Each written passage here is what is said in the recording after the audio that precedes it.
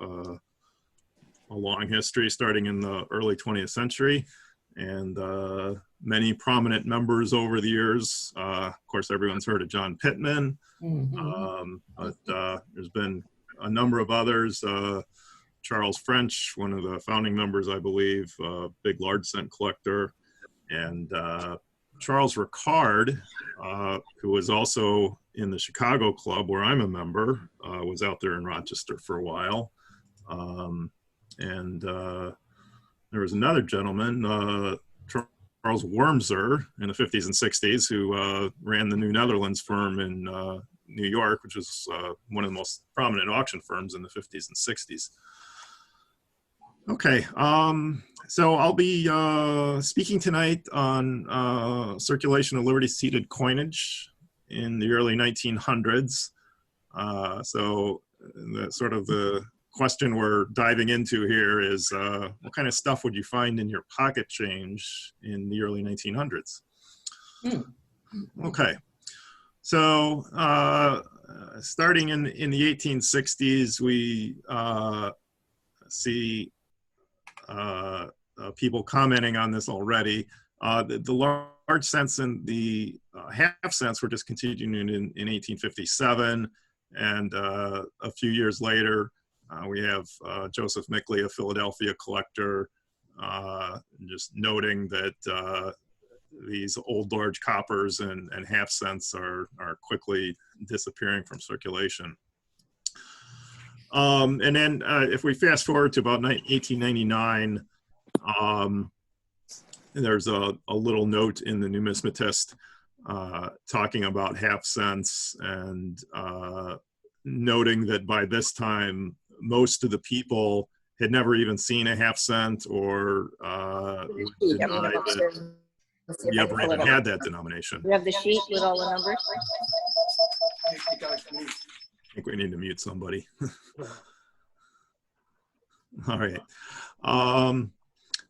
And same things with the large cents. By 1899, disappeared from circulation, very rarely seen. Okay, and then we also had these other minor denomination pieces. And again, in 1899, we have a remark that the 2-cent pieces are no longer seen. The 3-cent pieces are no longer seen. He makes the interesting observation that he occasionally has seen 3-cent pieces in the church collection plate. So I guess if you had a coin that was hard to spend and you didn't know if someone would accept it, you would just put it in the collection plate because they would probably take everything. All right. Okay, and another way of looking at this is looking at these coins that dealers wanted to buy. So dealers would put out these prices paid for lists, and most of us who are older, we probably remember seeing these from Stacks and from other dealers, and they would make a book of all the coins that they would buy and distribute that. Well, that practice, dates back well into the 1900s. And in 1912, we have a dealer who sort of took the opposite approach here. He said, here's a list of coins that we don't buy.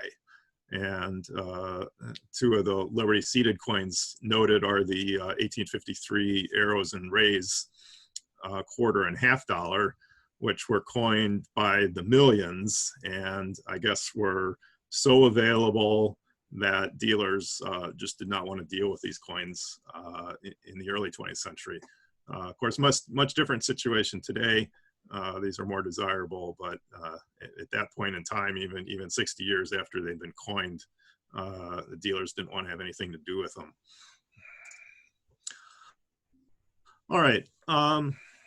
Now, for the rest of this presentation, we're going to be looking more closely at the U.S. Mint annual report for 1902.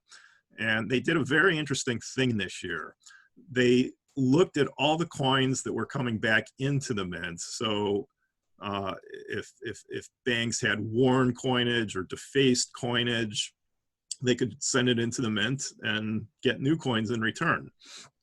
And so what the mint decided to do in this year was they said, okay, let's look at all these coins and figure out what year they came from, and maybe we can get some more insight into the circulation. So within the mint report is a table showing all the coins that came back and what year they were from. The other thing they wanted to understand was, as these coins circulate, how much weight do they lose? Just from wear, from abrasion. So that's the other interesting question they're looking at here. So, so this table here is showing the half dollars that had been brought back into the mint. Len, you're not showing your presentation. I just get the first picture. Oh, that's not good. We got to see the charts for here. Just hit slideshow and it should show. Okay. Let me go over here.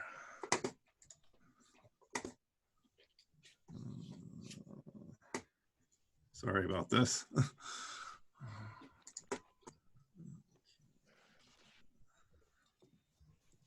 So that's not it. I had trouble with this the last time I did it too, but so I'm gonna have to practice a few times before I figure this out. Okay, slideshow. Jerry didn't get on, did he? No.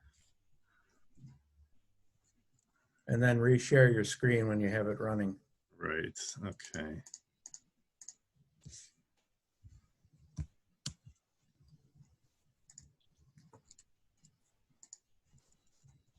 It's July 1st, technical difficulties. Yep. I think I'm on this one. All right, is that sharing now? Yes. Yes. Okay, great. Okay, so we have this table here, and this is showing us the half dollars dated in the 1830s that were returned to the mint in 1902. And if we look at the loss percent column, we can see that these coins had lost about between 2.2 and 4.4% of their weight. So as these coins move through circulation, the amount of silver in the coin would be reduced. So this is important because at the time, the coin was really worth the amount of silver in it. So if you had an underweight coin, then it really wasn't worth its face value. And from the point of view of the government, you want to have good coinage out there. Otherwise, people will hoard all the good ones, and the bad ones will just be in circulation. So if you're issuing money from the federal perspective, you want to make sure that all your coins are good. So this is one of the reasons the mint would accept these coins and return good coins. Okay. Let's go to the next slide here. Okay, so this chart is showing us the quarter dollars that were returned to the mint in 1902. Now, there's a lot going on in this chart, so we'll go through it. The blue line is showing the original mintage of each issue, and this is covering quarters of the years 1838 to 1852. And then the purple line with the scale to the right is showing the number of pieces that were returned for each of these years. And what we're seeing here is that generally the number returned are in proportion to the number originally struck. And that pattern generally holds true until we get to the early 1850s. And there's something very interesting going on here. In 1853, or actually we should start this in 1849. In 1849, you have these massive discoveries of gold out west. And what happens is there's so much gold and so little silver that the silver coins actually become a little bit more valuable than their face value. And so what happens is you start seeing these silver coins flow out of circulation. People are hoarding them.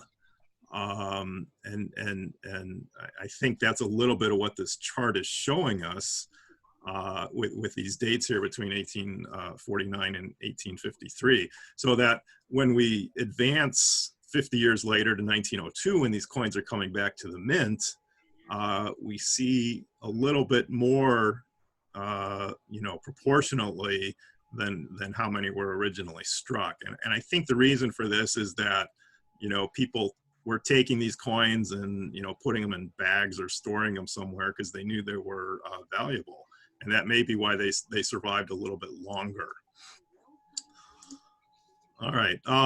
So in 1853, now we have the Coinage Act of 1853, and essentially what that did was it lowered or devalued the silver coins a little bit to put them more in relation to the value of gold, and that worked pretty well.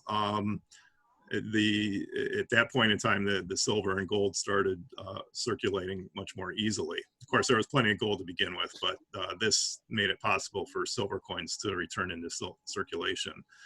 So what we see for these years here, the 1850s, is that the number redeemed at the mint 50 years later are proportional to their original mintages. Okay. And now we go into the Civil War years, and we see some interesting things going on here. Again, in the Civil War, a lot of hard money was just being hoarded. It wasn't circulating. There were a lot of paper substitutes. So what this chart suggests is that people were taking their silver coins and hoarding them, storing them somewhere, so that when we advance 40 years down the line, they're showing up in disproportionate numbers. And again, I should point out that the actual number of coins being returned is fairly low. It's in the 100 to 200 range. So we're not talking about a lot of coins here. But when you look at something like an 1867 quarter, there were only like 20,000 struck to begin with. So there weren't too many to begin with. So 50 years later, we see, okay, well, there were about 100 of them that were worn or defaced that warranted being returned to the mint for recoinage. So in terms of total number of coins, not a lot, but these Civil War years were a little bit lower mintages to begin with. All right, so advancing to the 1870s, as the economy recovered from the Civil War, coins are starting to circulate a little bit more normally. There's discoveries of silver out west. And what we see for these years is that they are represented in circulation pretty much proportionately to their original mintages. So nothing too surprising here. Now in the 1879 to 1889 range, we get some interesting things happening. So what was going on prior to this is that there's these massive discoveries of silver out west. And the government, all the silver is flowing into the mint, and the government's got to do something with it. Well, the most efficient way to deal with this is to coin silver dollars. It's a lot easier to coin one silver dollar than 10 dimes or 4 quarters. So that's what they did. And, today we have gazillions of Morgan dollars, and you open up an auction catalog, half of it will be Morgans. And they're big coins, they're shiny coins. People really like them. So this is sort of the result of coining decisions that were made well over 100 years ago. So, but now looking more specifically at the quarters, so I should say also that as all these silver was flowing into Morgan dollars, being turned into Morgan dollars, the other denominations were rather ignored. And so the original mintages for these pieces in the 1880s are very low. So we see for quarters, the mintage range between about 6,000 and 16,000 pieces. So not very much coming out each year. And again, we see this interesting effect where the coins of the early 1880s are showing up 20 years later in 1902 in greater proportion than their original mintage might suggest. And so what was going on here was that coin collecting was starting to grow a lot more. When they discontinued the large cent in 1857, the public really took notice, and that was sort of when coin collecting became more popular. And so there's dealers, especially out east, Philadelphia, New York, Boston.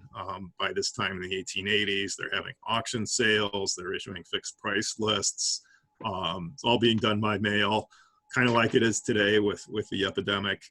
And it was pretty active. So you have dealers in the 1880s even are advertising to buy these low mintage dimes and low mintage quarters and low mintage half dollars from the 1880s, because they know people are putting together year sets. They're collecting, a proof coin from every year. There's commercial interest in these pieces now. So a lot of these coins from the early 1880s were saved in much higher proportion to their original mintage than a lot of other coins. So if you look at, like certain Liberty-seated branch mint coins from the 1850s and 1860s, a lot of times there will not be a single uncirculated example of those coins because people just weren't paying attention to the branch mints, and they just weren't being actively collected. But in Philadelphia, out east, there were collectors, there were dealers, and so there was interest in these pieces, and they were definitely saved, and today are much more available than their mintages might suggest. So over the 1886 quarter, for example, you have about 5,800 struck, and today there's probably at least 1,000 of them, I would guess. So these coins have low mintages. When the figures are a little bit deceptive, they're more available than what the mintages might suggest. Okay, so advancing, we look at the last several years of Liberty-seated quarter, and we can see that the reclamation of these pieces in 1902 is very proportional to their original mintage, so no surprises here. Now this is another interesting chart that shows us the percentage of each date that were reclaimed, and it pretty much tells us what we would expect to see, and that's that the coins of the more recent years showed up in higher proportion to their original mintage than the older coins. And if you look through your pocket change today, you'd see the same thing. There's nothing terribly surprising there. All right, now the other thing they wanted to do with this study was they wanted to figure out, okay, so we had these coins come back, and we'd like to understand how much of their weight was lost. And so what we see is until about the year 1853, for the most part, we see between 6 and 12% of their weight was lost, and then that changes. And for half dollars, for example, we see about 4% of the weight lost until you get to the more recent years. And of course, you would expect not to see as much wear, as much loss from abrasion or wear for these more recent pieces. Now, there's an interesting thing going on with these coins prior to 1853. Because these coins had lost some amount of weight, they stayed in circulation.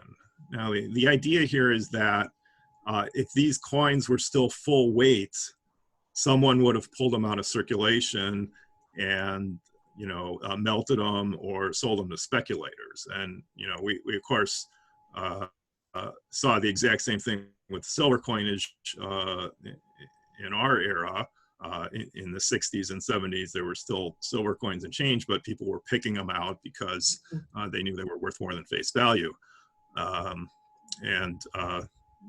This effect, was operative in the 19th century as well, where, the pre-1853 coinage, if it was lower weight, people would know better than to try and do something with it. But if it was lower weight, it could circulate.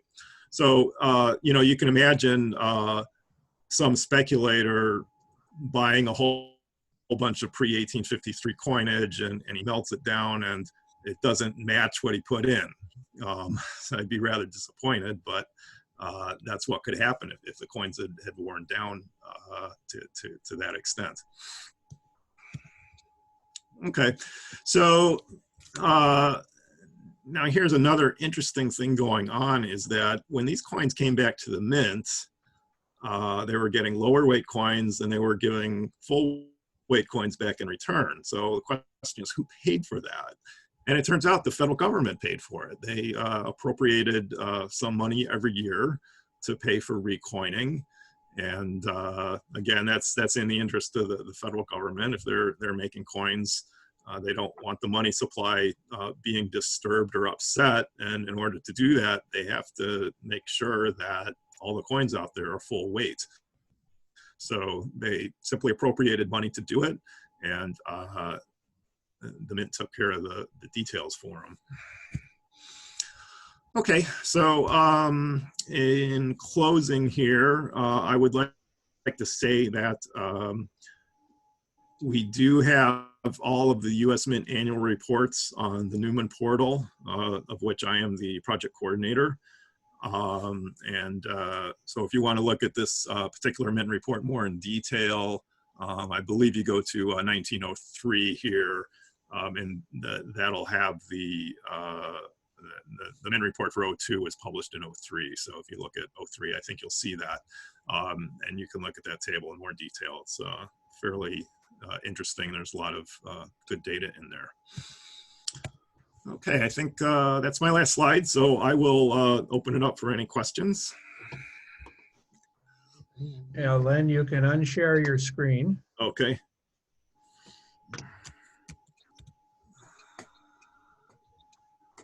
Go back to the other one. Yeah, there we go. Okay. All right, are we back now? Yeah. Okay, great. So I have a question about the how the mint was going through and gathering the information about what year each coin was when it came back. Did they actually have people sitting down and looking at each one and Yeah, they would have had to have done this all by hand, and they only did it 1 year because it was obviously a lot of work. But it was tens of thousands of pieces that they had to go through and keep track. And an interesting note is that they did not keep track of the mint marks. They only looked at the date, which is a shame, because there would have been a lot of interesting information about the mint marks. But at least we got the dates to work with. So they only did this in 1 year? They didn't do that every year? Yeah, it was just a 1 year deal. For whatever reason, the mint director wanted to do this exercise this particular year. Thanks. Any other questions? Yes. Can you hear me? Yeah. Okay. Len, you mentioned in the 1880s how the number of quarters and half dollars that were produced were very low. And there's a fair amount of survival with those coins. Right. Were those coins placed in general circulation, or did they find their way to interested parties? Yeah, it's interesting. If you look at the coins today, those coins are very difficult to find in circulated grades. There are a few out there, but not many. The average grade, for example, of an 1886 quarter would be a lot higher than the average grade of a surviving 1866 quarter, for example. So yeah, they did circulate, but clearly not much. They were picked out.